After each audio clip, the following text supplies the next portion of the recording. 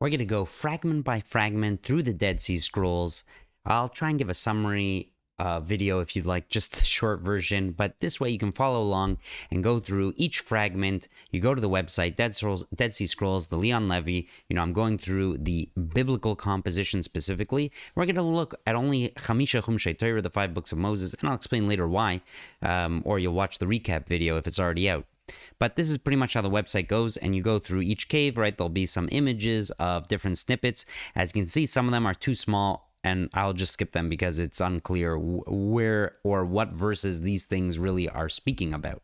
So, for example, this one, it's actually broken up, but they've kind of assembled them.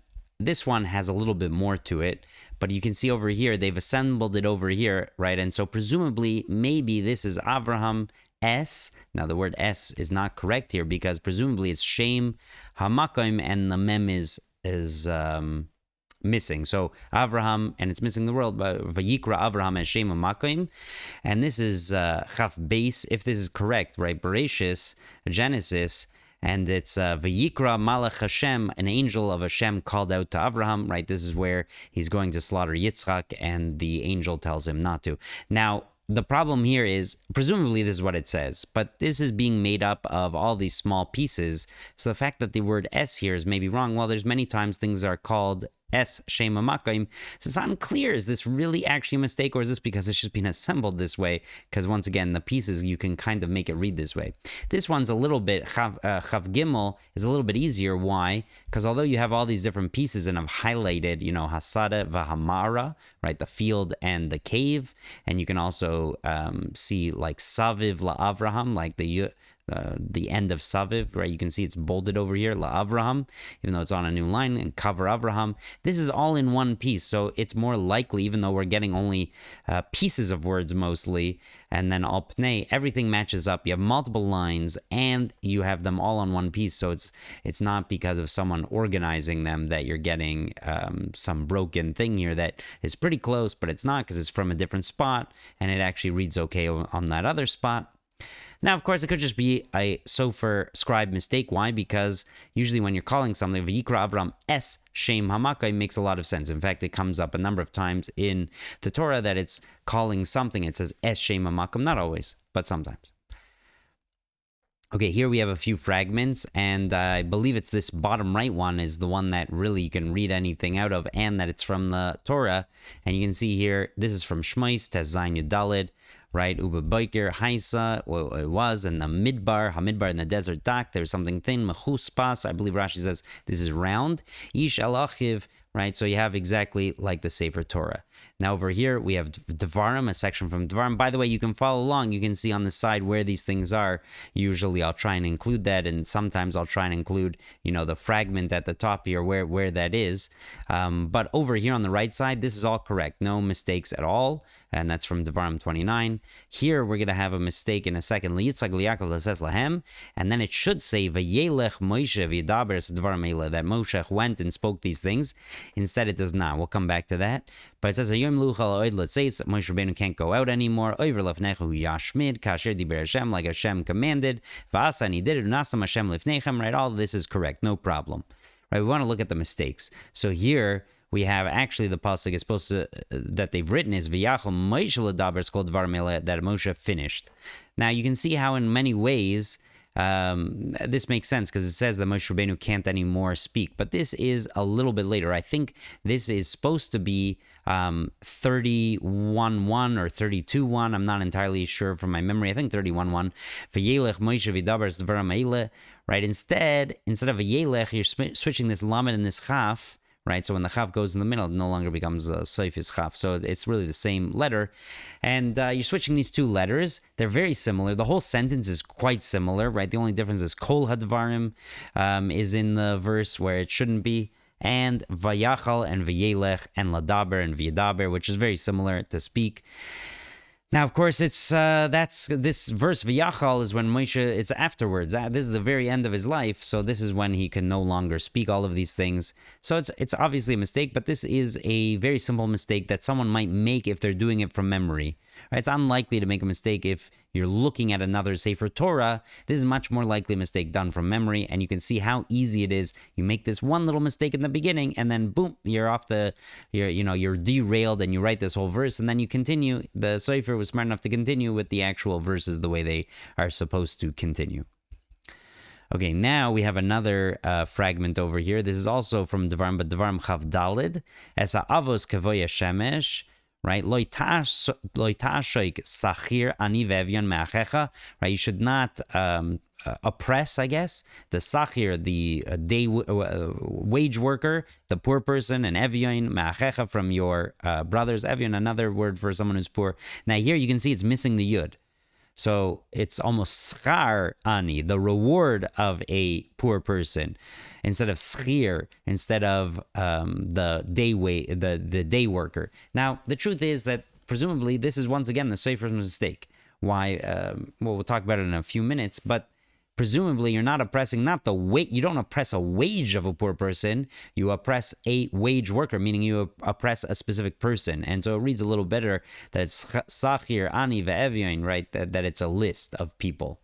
So that makes a little bit more sense. Anyway, the rest of it reads correctly. That's all correct. And you can even find the Targum loitashak agira ania umaskana, right? That it's talking about a wage worker. So the Targum was written a long time ago.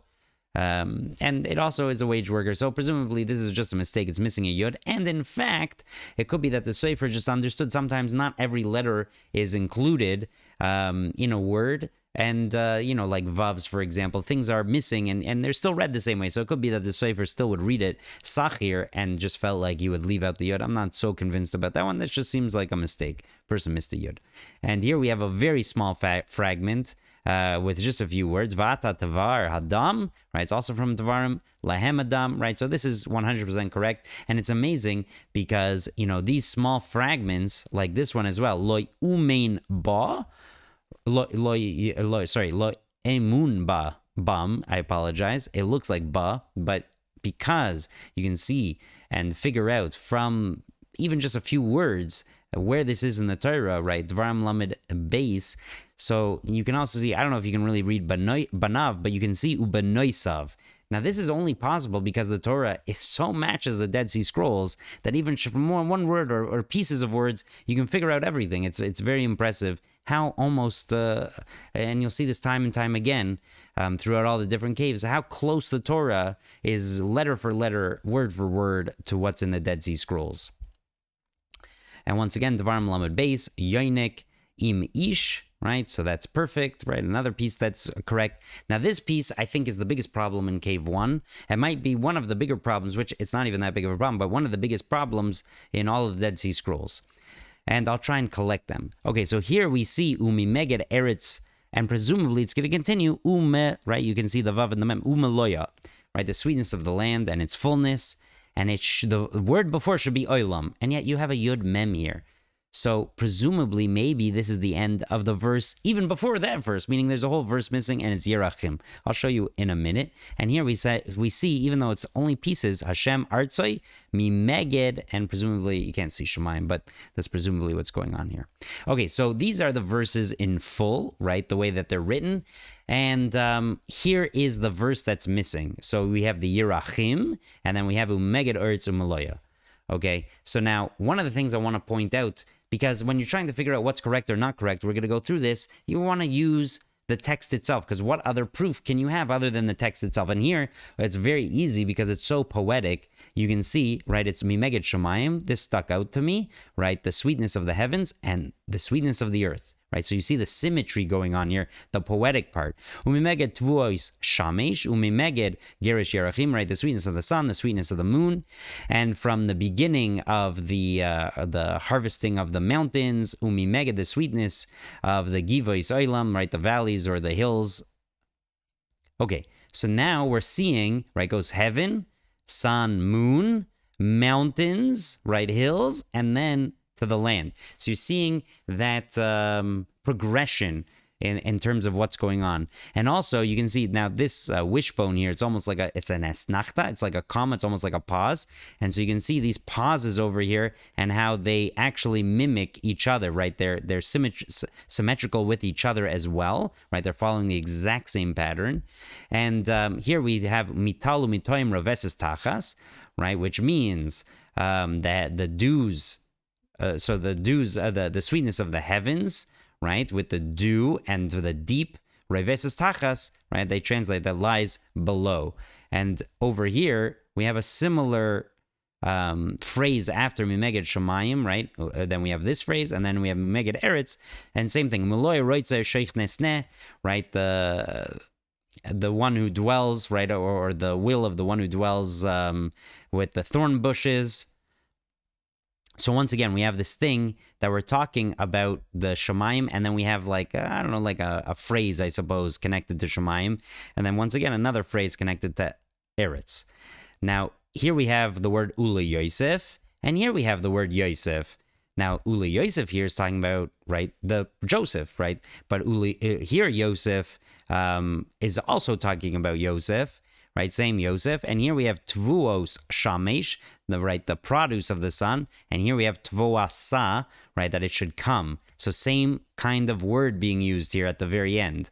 Umeroish, right, the beginning, right? It doesn't say Umemeged. All of these Memegids. Why did it change? Umeroish, well, we see it over here now. Leroish Yosef, right? So we see this symmetry going through. Each verse has, in the end, a parallel word connecting to that word, to that first word that's unique, right? You can't use umemeged, so it uses tvuos. So you see this beautiful symmetry, and so clearly this verse was mistakenly missed by the Sofer. It was always there. He mistakenly missed it. Now, how did he miss it? Well, it's very easy, right? Why? Because you're saying all these mumegeds, right? Umimeged, mimeged, mimeged. And so when he finished this umimeged gerish yirachim, he mistakenly thought it was like this umimeged givoy zeilam. And so since he thought it was this one, he skipped to Umimeged Eretz, right? That was pretty much his mistake. Now, this mistake is actually, it's a very feasible mistake to even make, even when you're looking in the Torah scroll, right? Because you read Umimeged, oh, that was the Umimeged, and then you go to the next line or whatever it is. You skip a line many times. You'll probably have this where you're reading, and which line, that doesn't make sense. So when you're reading and you're trying to make sense of a verse, that's very easy to notice that you skipped a line. When you're writing as a sofer, this can be a little bit harder, even if you're looking at another Sefer Torah, right? Because you're going mem, gimel, daled, whatever it is. You're repeating the letters sometimes. You're not really even repeating the word and the way it sounds. Why? Because sometimes the way it's written is a little different than the way it sounds. So sometimes you're repeating the letters, and so you're not really reading it exactly. So it's very easy. You missed one, and you made a mistake, and you skipped a whole verse. Actually, that's very feasible. Even nowadays, although they use computers and someone else reads it, I've seen a brand new Sefer Torah where probably maybe the first time it was being read, it was found by the Bal Kaira, the Rosh Kollel, who was laning, noticed that there was a mistake. And that's okay. The person reading is also reading and paying attention now when he's using it, of course. So these mistakes tend to be easier to find. I think it was maybe some letters that were connected, not as big as a missing verse. But nevertheless, this would be something picked up, presumably when it was actually used, if it was actually used. Okay, now, the next thing that was really nice, now I went through all of the Dead Sea Scrolls before coming back and making this video, and I thought it wouldn't be a long time. Sadly, it took a really long time. There's a lot to do, and a lot of patience looking up at where everything is in the Chumash, what is part of the Chumash, what's not part of the Chumash. I skipped a number of fragments here because I couldn't find them, or because I figured out that they're not actually part of the Chumash. They're from somewhere else, somewhere in Tanakh, in Nach, or something else entirely. It's not so well organized. They've been meaning to make a new website for a long time. You'll see the comments in 2015. Oh yes, we're going to make a new website. It's going to be better organized with translations and where things are located. I don't know. Anyway, the point is I went through the whole thing, and over here you can see in cave 4Q in the 35th lot from 4Q from the fourth cave here. We're going to have the exact same section. Now, this sadly does not happen a lot in the Dead Sea Scrolls, especially when there's a mistake. We don't have multiple sections, and then we can know, oh, well, that Sofer made a mistake, as you can see, no problem. So here we have Hashem Artzoi. Now, I think it says Umimeged. I don't think there's supposed to be an U here. Shamayim Mital. Now, it's missing the Tal, but you can see it was ripped out, presumably, or just lost from the ravages of time. Umetoim Reveses Tachas, right? And then we have Hare Kedem Umimeged Givois Oilam. Now I think there's supposed to be a vav here, and he didn't put in the vav. Now this is, once again, it's for sure pronounced the exact same way. Many times you're missing a vav when you write it. So you're doing it from memory. It's hard to know what's called male and cheser. Adding of this type of vowel, you don't need to. It would be pronounced this anyway, but sometimes it's left out. Anyway. Umimed givus oilam umimeged eretz umaloy. So we don't see the vav here, but once again, this could just be, you can already see the mem being removed and it's through a crack. So it's very much like mital, could just be missing. That's not a big deal.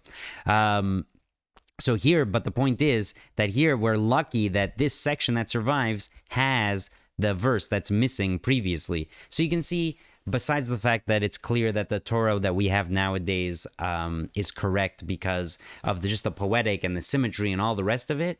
But in fact, even at the time of the Dead Sea Scrolls, that version existed. And it seems pretty clear, I would argue, that the Sofer just happened to miss this verse, right? That, as I explained. And so this is what happens to Sofrim, right? Especially when they're doing it from memory. And you'll see, I think, as we go through all these caves, you'll see that I think it's pretty clear, at the very least, they're doing it from memory, which is incorrect. That's not the way you're supposed to do it. But someone was doing it from memory anyway. And so these mistakes crop up.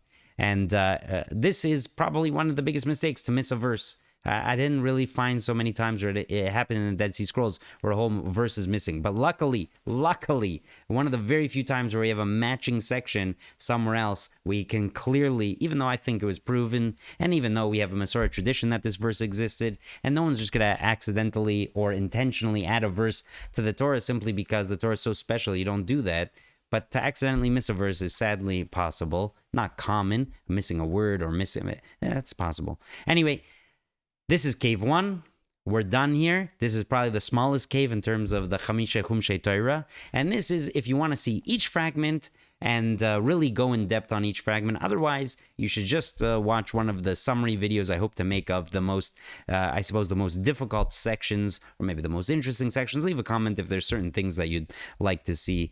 By all means, I worked a long time on this because someone asked me to, and I had some interest and some time, and I got a number of questions from just random people, random questions, not really something I cover, but I thought I could, so why not? And it turned out to be a lot more work than I had intended, but once I started and once I got far enough, I thought, okay, might as well finish now.